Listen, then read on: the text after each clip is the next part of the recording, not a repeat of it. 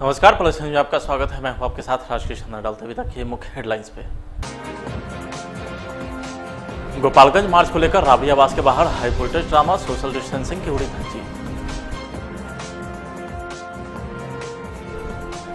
बिहार में फिर मिले कोरोना के नए 90 मरीज, सूबे में आंकड़ा पहुंचा 3275।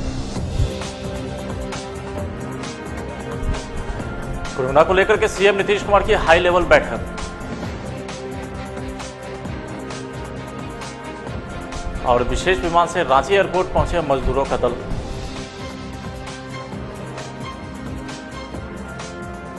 और बिहार के नवादा में बाढ़ बलाओं के ठुमके पर झूम रहे लोग, वीडियो हुआ वायरल।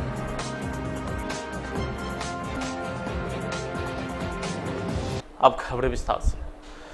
बिहार के गोपालगंज में ट्रिपल मर्डर कांड को लेकर के तेजस्वी यादव ने नीतीश सरकार के खिलाफ मोर्चा खोल दिया है। गोपालगंज जाने से पहले पटना डीएम के मना करने के बाद भी तेजस्वी यादव गोपालगंज जाने के लिए राबड़ी आवास से निकले, लेकिन प्रशासन ने उन्हें गोपालगंज जाने से रोक दिया। गोपालगंज जाने को लेकर के तेजस्वी यादव ने पटना जिला प्रशासन से अनुमति मांगी थी, लेकिन पटना जिला प्रशासन ने लॉकडाउन का हवाला देते हुए इसकी अनुमति नहीं दी। तेजस्वी यादव गोपालगंज में ट्रिपल मर्डर को लेकर के पीड़ित परिवार से मिलने गोपालगंज जाना चाहते थे, लेकिन पटना के डीएम ने लॉकडाउन का हवाला देते हुए इनकी अनुमति नहीं दी, जिसके बाद राबड़ी आवास पर भारी संख्या में पुलिस बल की तैनाती कर दी गई है। हम बोल रहे हैं कागज दिखाओ, हाउस अरेस्ट का कागज है तो दिखाओ।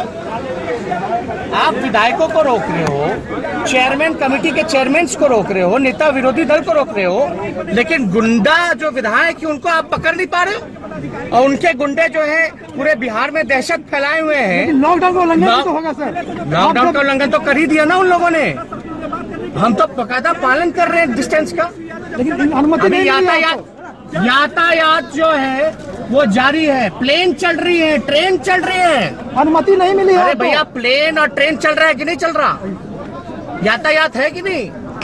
आप स्टेशन चले जाइए, बस स्टैंड चले जाइए, या कहीं भी आप चले जाइए, मार्केट को सोशल डिस्टेंसिंग कर रहा है। हम तो बाकायदा कर रहे हैं, देख सकते हैं गाड़ी में 3 लोग हैं। पक्षपात कर रहा है आपके साथ प्रशासन। मेरे साथ नहीं है तो गरीबों को सता रहे, ये अपराधियों को बचाना चाहते हैं, संरक्षण दे रहे हैं। कैसे आप निकलेंगे? फिर भी हम निकलेंगे, हम आगे बढ़ेंगे। बढ़ाओ गाड़ी बढ़ाओ। जो 1000 जो गुंडा जो लेकर के गया है वो कितना सही है? जिसका हत्या हुआ, जिसके खोपड़ी में लगा है गोली, उसका क्या होगा? जिसके खोपड़ी में जो गोली लगा, पुलिस का कहना है वो अपना काम कर रही है। पुलिस कहाँ काम कर रही है? कहाँ पुलिस काम कर रही है?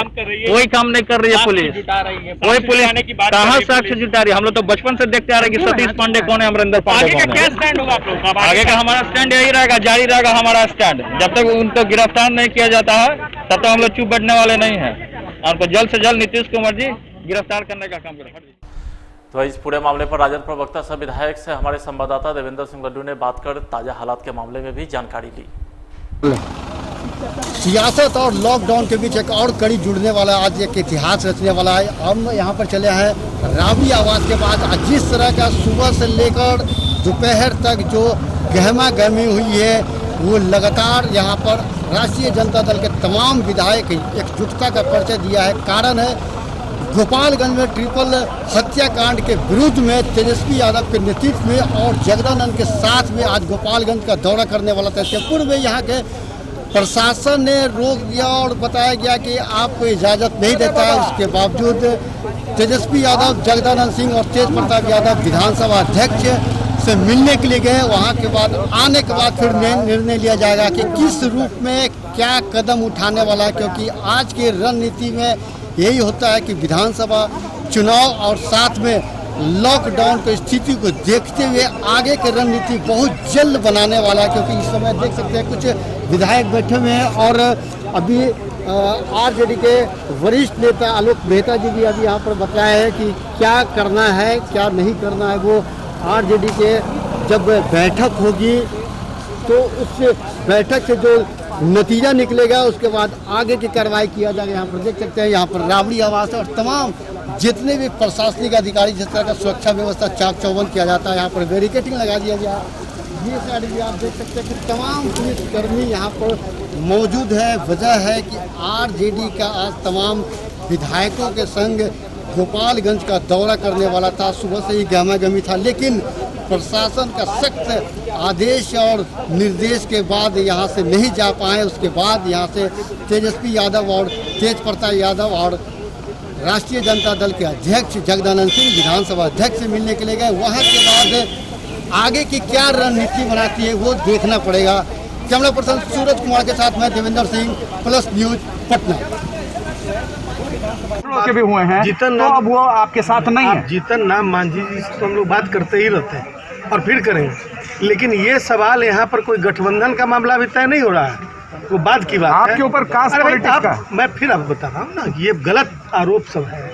कास्ट पॉलिटिक्स का क्या बात है? हम लोग आरोप लगा रहे हैं। हम लोग तो सामाजिक न्याय की बात करते हैं तो कास्ट पॉलिटिशियन बताया जाता है। तो अब इस विकृत मानसिकता के बारे में मैं कुछ नहीं कर सकता हूँ, चाहे कोई भी बोले। ये बहुत गलत आरोप लगाने की कोशिश हो रही है। उसी गोपालगंज में विभिन्न जाति समाज के लोगों की हत्या हुई और वो जाति देखकर नहीं हुई थी, उसमें उस वर्ग के भी लोग हैं जो इस वर्ग के अपराधी हैं। रामाश्रय कुशवाहा की हत्या हुई और ये तमाम लोग जो मारे गए हैं वो वहाँ पर एक पैरेलल गवर्नमेंट है, उसका नतीजा है। आप लोग तो मैं कह रहा हूँ कि इसको तोड़ मरोड़ कर और राजनीतिकृत करने की कोशिश बिल्कुल बेमानी है। आप लोग विशेष सत्र की मांग कर रहे हैं, क्या कुछ कहेंगे विशेष सत्र में? आप सत्र में बात करेंगे। आलोक जी, विधानसभा अध्यक्ष की तरफ से क्या कुछ सीधा कोई आश्वासन नहीं दिया, उन्होंने उस पत्र को रखा और पारंपरिक रूप से वो सीधे तुरंत जवाब भी नहीं दिया था। वो उसको उस संदर्भ में जो भी निर्णय होगा उसको सूचित करें। धन्यवाद। तेजस्वी यादव गोपालगंज सीरिया हत्याकांड में जदयू विधायक अमरेंद्र पांडे उर्फ पप्पू पांडे की गिरफ्तारी को लेकर के गोपालगंज मार्च करने अपने आवास पर निकले, लेकिन पुलिस प्रशासन ने उन्हें रोक दिया। मार्च में जाने की इजाजत नहीं दी गई, जिसके बाद कुछ देर के लिए पुलिस और राजद कार्यकर्ता में नोकझोंक भी हुई।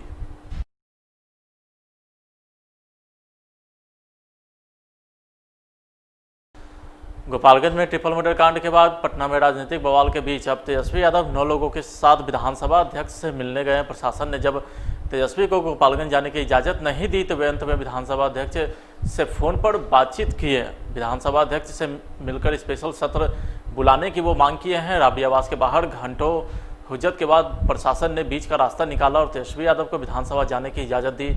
आपको बता दें कि तेजस्वी यादव अपने विधायक के साथ गोपालगंज जाना चाहते थे, लेकिन पटना प्रशासन ने लॉकडाउन का हवाला देते हुए गोपालगंज जाने की अनुमति नहीं दी थी। लॉ एंड ऑर्डर को लेकर के, गोपालगंज को लेकर के जो सरकार का रवैया रहा कि विपक्ष के सभी एमएलए को, मेरे को रोकने का काम किया गया। हालांकि हम अपराधी नहीं थे जो हमको रोका गया।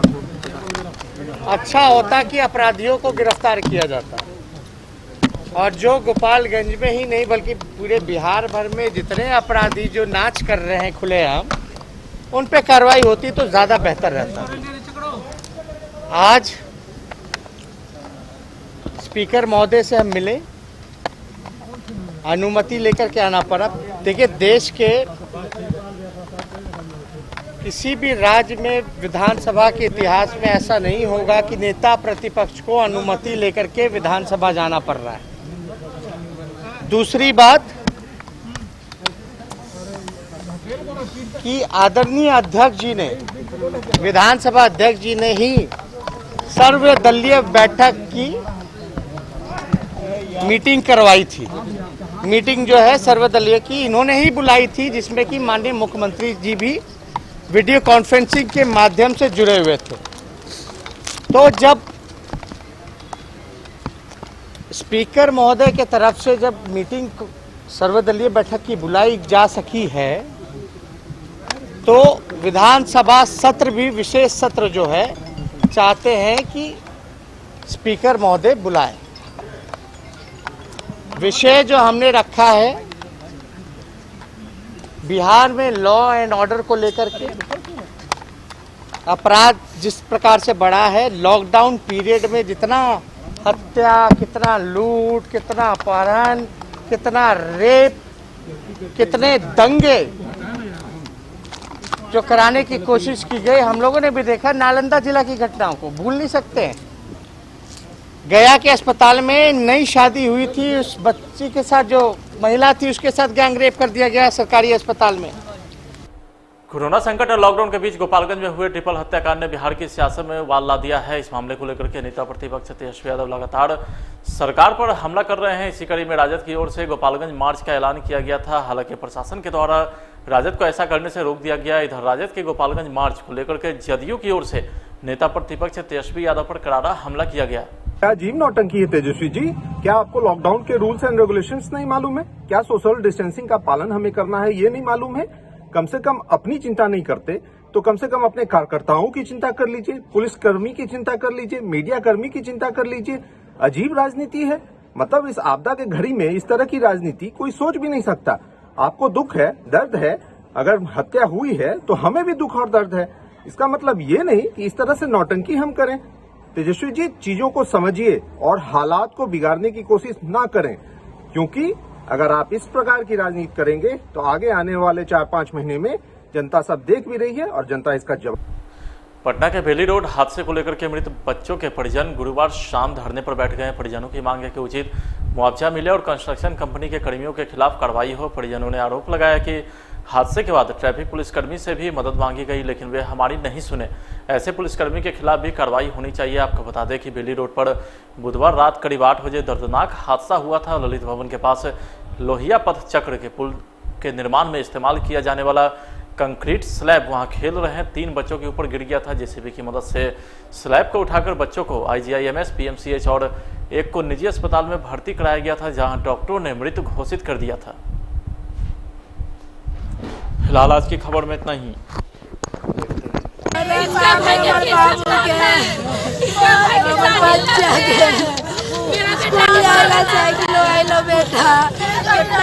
बच्चा साइकिल से स्कूल जाला, कौन स्कूल जाए करा? हमारे लड़का के साइकिल नहीं है, हमारे बच्चा के काज में कहा सब डालेला। कोई हमारे बच्चा के ना लगे कोई ना लाइते हो लड़का के।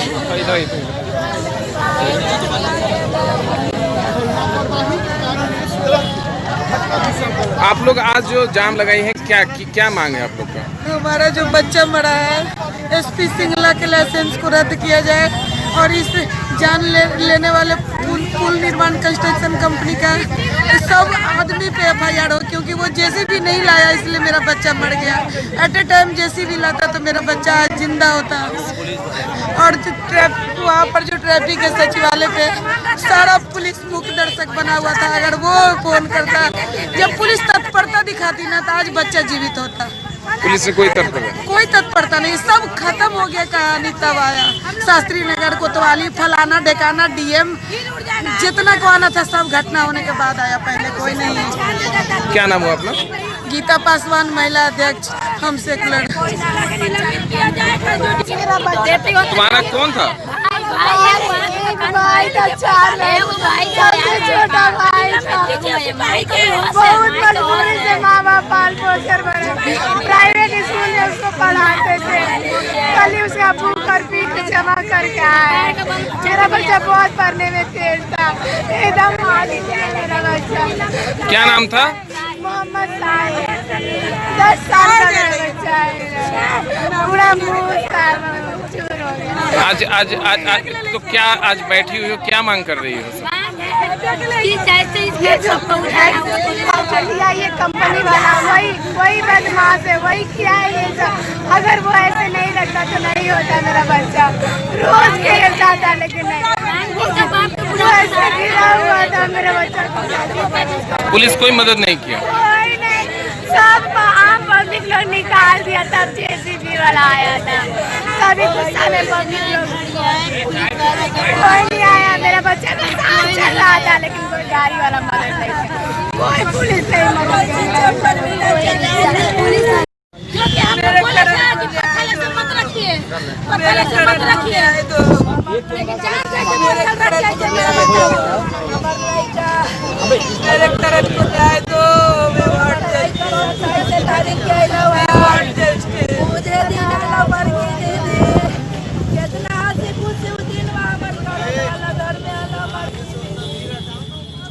कोरोना के प्रभावी नियंत्रण, निगरानी और रोकथाम के लिए राज्य में किए जा रहे उपाय और कोरोना की वर्तमान स्थिति को लेकर के सीएम नीतीश कुमार समीक्षा बैठक कर रहे हैं। अणे मार्ग स्थित नेक संवाद कक्ष में वीडियो कॉन्फ्रेंसिंग के माध्यम से समीक्षा बैठक की गई, जिसमें डिप्टी सीएम सुशील मोदी, मुख्य सचिव दीपक कुमार, डीजीपी गुप्तेश्वर पांडे समेत सभी विभाग के अपर मुख्य सचिव, प्रधान सचिव, सभी प्रमंडल आयुक्त, पुलिस महानिरीक्षक के साथ जिलाधिकारी मौजूद रहे। सभी जिलों के डीएम और एसपी से जिलों में कोरोना की स्थिति और रोकथाम के लिए उपाय की जानकारी भी ली गई। लॉकडाउन में मजदूरों की रोती बिलखती तस्वीर के बीच झारखंड से एक अच्छी खबर आई है। रांची के बिरसा मुंडा एयरपोर्ट पर मुंबई से वापस लौटने वाले कुछ मुस्कुराते चेहरे लोगों ने देखे हैं। यह तस्वीर उन श्रमिक की है जो विशेष विमान से रांची पहुंचे हैं। झारखंड के 174 प्रवासी श्रमिक ने सुबह मुंबई के छत्रपति शिवाजी हवाई अड्डे से उड़ान भरी थी। 2.25 घंटे के बाद ये सभी लोग रांची के बिरसा मुंडा हवाई अड्डा पहुंचे। हवाई जहाज से जाना है। तो वही सूचना अगल बगल वाले अपना और दोस्त लोग हैं, तो उन्होंने सूचना दिया, बुकिंग किया गया। तो बुकिंग करने के बाद फिर कल वहाँ से हम लोग रात को 11 बजे निकले एयरपोर्ट के लिए। तो यहाँ पे हम लोग 12 साढ़े 12 बजे पहुँचे। मतलब ये टिकट वगैरह का व्यवस्था कौन किया था? टिकट वगैरह का अपना यहाँ का जो है वही व्यवस्था। अच्छा, क्या कहना चाहेंगे जिस तरीके से सरकार ने आपको वापस अपने घर, अपने गांव बुलाया है और हवाई जहाज से बुलाया, ऐसे पर मौके पर क्या कहेंगे सीएम से, या फिर क्या अपील करेंगे यहाँ के अधिकारियों से, मंत्रियों से? ये तो बहुत अच्छा है, झारखंड के लिए बहुत अच्छा वो कर रहे हैं काम। हवाई जहाज से कैसे आया, हवाई जहाज से कैसे पता चला? हम ऐसे सब कैसे लेंगे? आपको क्या लगता है, आपके दिमाग में या आपके जो साथीगण हैं उनके दिमाग में ये बातें क्यों आई कि जो ये तबका है, इस तबके को हवाई जहाज से लाने की ज़रूरत है, या सरकार अगर प्रयास करती तो शायद ये तस्वीर जो अब दिखी अब तक वो नहीं दिखती? देखिए, सुप्रीम कोर्ट के लिए तो मैं बस इतना कहूँगी, देर आए दुरुस्त आए। अब आगे क्या करते हैं उस पर देखा जाएगा कि उससे पता चलेगा कि सुप्रीम कोर्ट क्या कर रही है, नहीं कर रही है। फ्लाइट तो एक साधन है लोगों को घर पहुंचाने के लिए। फ्लाइट से आए या बस से आए या ट्रेन से आए, जिस तरह से वो जल्दी पहुंच सकें, घर सेफ सुरक्षित पहुंच सकें, हमारा बस यही कोशिश था। तो जो हमारे लिए जो संभव था वो हमने किया है। तो फ्लाइट में बस हमने से देखा कि ये एक आगे भी क्या और दूसरे स्टेट में भी क्या आप लोग कर रहे हैं इस तरह का? कोशिशें अभी शुरू हुई हैं, जितना हमसे बन पाए। देश में इस वक्त लॉकडाउन लागू है। इस दौरान सरकार के द्वारा किसी भी तरह के सामूहिक सांस्कृतिक कार्यक्रम का आयोजन पर रोक लगी हुई है। किसी प्रकार की सामाजिक गतिविधि पर भी रोक है, मगर लोग हैं कि इस लॉकडाउन के कानून को रोज तोड़ते नजर आ रहे हैं। ऐसा ही एक तस्वीर बिहार के नवादा से आई है, जहां गांव में सामूहिक रूप से एक डांस प्रोग्राम का आयोजन किया गया, जिसमें देर रात तक बारबलाओं के ठुमका फिल्मी गीतों पर डीजे की धुन पर थिरकते रहे। यह वायरल वीडियो रोह प्रखंड के जलालपुर गाँव की बताई जा रही है।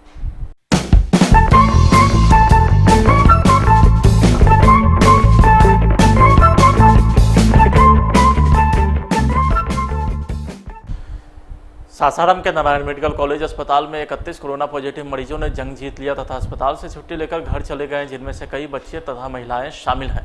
आपको बता दें कि अभी भी जमुहार के मेडिकल कॉलेज में कुल 117 कोरोना के सक्रिय मरीज का इलाज जारी है। जिस वक्त कोरोना के मरीज ठीक होकर घर जाने लगे, चिकित्सक और अस्पताल कर्मियों ने ताली बजाकर उन लोगों को विदा किया।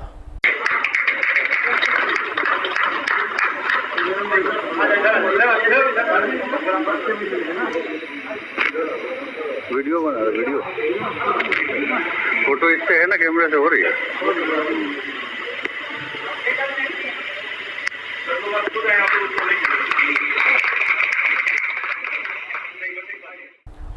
कोरोना महामारी तथा अन्य मुद्दे को लेकर के हम पार्टी के राष्ट्रीय अध्यक्ष और पूर्व सीएम जीतन मांझी ने राज्य के सभी जिला अध्यक्ष से वीडियो कॉन्फ्रेंसिंग के माध्यम से बात कर हालात की जानकारी ली। इस दौरान पार्टी से जुड़े सभी नेता मौजूद रहे। कुछ को मतलब पहले गुजरात के था तो होता था कि रेड जोन से आ रहा है, सारे लोग मतलब कि रेड जोन में। अब वहाँ के 2 सिटी केवल अहमदाबाद और सूरत और बाकी जगह के सर गाँव में ही भेज दिया जा रहा है। तो भेज दिया जा रहा है जी, तो उनकी जांच नहीं हो रही है। इतने अव्यवस्था है सरकार के सर कि अब उसका स्थिति है कि जहानाबाद में चारों बॉर्डर पर रखा करता था धरनाई, उधर करौना, इधर तो स्थिति है कि गाड़ी से लाकर रेड जोन केवल 1-2 डिस्ट्रिक्ट छोड़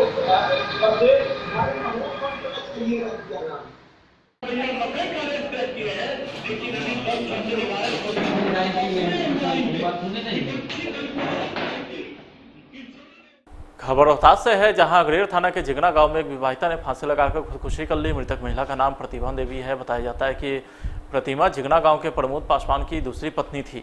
जैसा कि सूचना है, प्रमोद की पहली पत्नी भी खुद को आग लगाकर खुदकुशी कर ली थी। ग्रामीण की सूचना पर पुलिस ने शव को अपने कब्जे में लेकर पोस्टमार्टम के लिए सासाराम के सदर अस्पताल ले गई है। लोगों का कहना है कि प्रतिमा मानसिक तनाव से ग्रसित थी और इसी तनाव में उसने खुदकुशी की।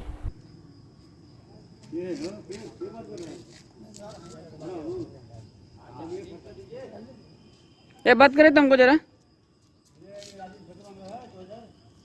ये चौकदार साहब ऑटोमेटिक हो गया है। कैसे ऑटोमेटिक हो जाता है? थोड़ा क्या नाम पड़ेगा आपका? प्रमोद पासवान। घटना हम गए वहाँ तो गाँव घर पे पता चला लोगों से, तो इसका मानसिक तनाव रहता था, टेंशन दिमाग के कुछ तो टाइप, तो वो अपने फांसी लगा ली। और कुछ पता चला है क्या? ना, और कुछ नहीं। कौन थाना का मामला है? अग्रेर थाना। कौन गाँव? जिगना।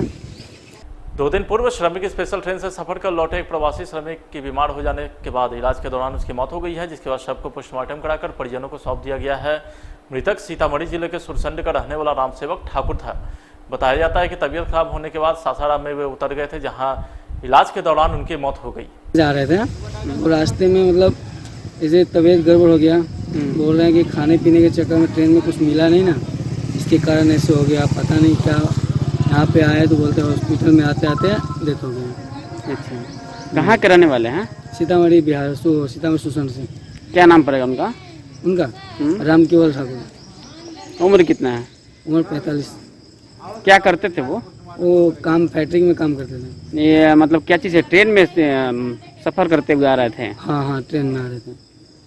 आप कौन है उनके? मैं उनका भाई छोटा। क्या नाम पड़ेगा आपका? रामचंद्र समार।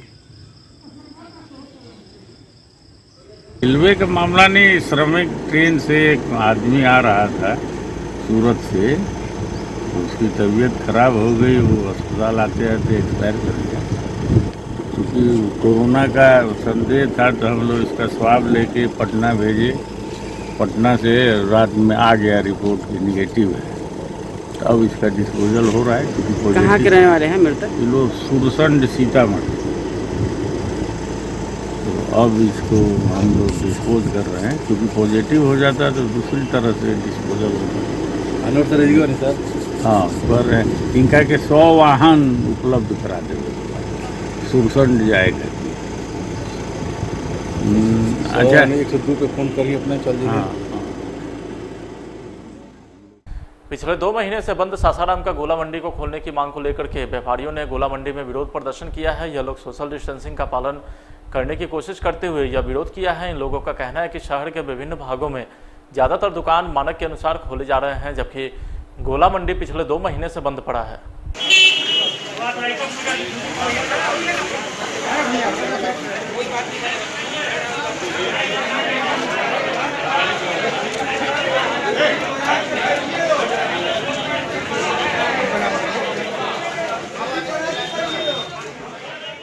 में हम लोग सासाराम व्यापार मंडल के तरफ से तत्वाधान में पूरे गोलापुर के सभी दुकानदार भाई और आपको जितने व्यवसायी हैं, जो होलसेलर हैं, रिटेलर हैं, सबकी दुकानें बंद किया गया, इसलिए कि गोला बाजार आज 45 दिनों से लगभग बंद है।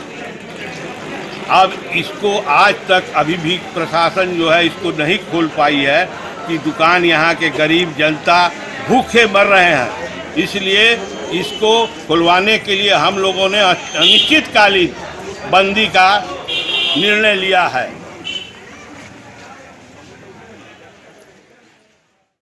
रोहतास के नटवार के रहने वाले मैट्रिक परीक्षा के बिहार टॉपर हिमांशु राज से मिलने वाले तथा बधाई देने वालों का तांता लगा हुआ है। इस दौरान बधाई देने वाले लोगों की भीड़ इकट्ठी हो रही थी, जहां सोशल डिस्टेंसिंग पालन नहीं हो पा रहा था, जिसकी सूचना मिलते ही विक्रमगंज के एसडीपीओ राजकुमार दल बदल के साथ पहुंचे हुए लोगों से अनुरोध कर सोशल डिस्टेंसिंग पालन कराया। इस दौरान उन्होंने टॉपर हिमांशु राज को बधाई देने आए लोगों को दूर दूर रहकर बातचीत करने का निर्देश भी दिया। आपको बताते कि हिमांशु राज बेहद गरीब परिवार का लड़का है तथा पूरे बिहार में 96% से अधिक अंक लाकर बिहार का टॉपर बना है।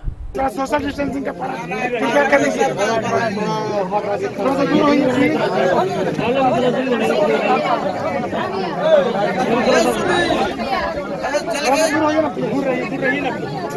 दूर रहिए ना। अरे हिसाब से बना लो। ना दूर होइए ना। अरे भाई थोड़ा सा दूर हो जाए प्लीज। थोड़ा बाबू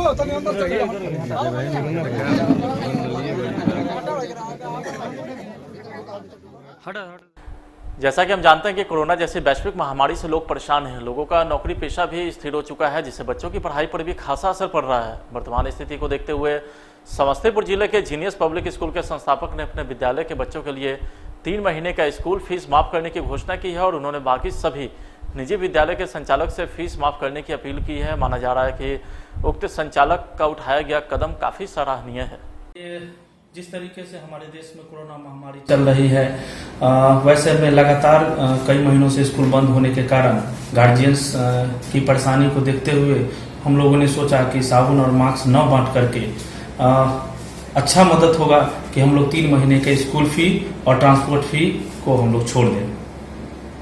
लगातार हम लोग न्यूज चैनलों में, सोशल मीडिया के माध्यम से, ये समाचार पत्रों के माध्यम से हम देख रहे हैं कि जिस तरीके से लोग दूसरों को मदद कर रहे हैं, तो हम लोगों को भी लगा कि एक सामाजिक संस्था है तो कुछ मदद किया जाए। तो हम लोगों ने एक 3 महीने का स्कूल फी और ट्रांसपोर्टेशन फी को छोड़ने के लिए सोचा।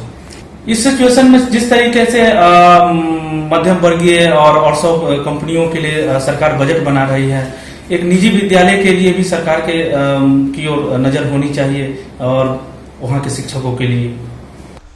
फिलहाल आज के बुलेटिन में इतना ही। आप देखते रहिए प्लस न्यूज। नमस्कार।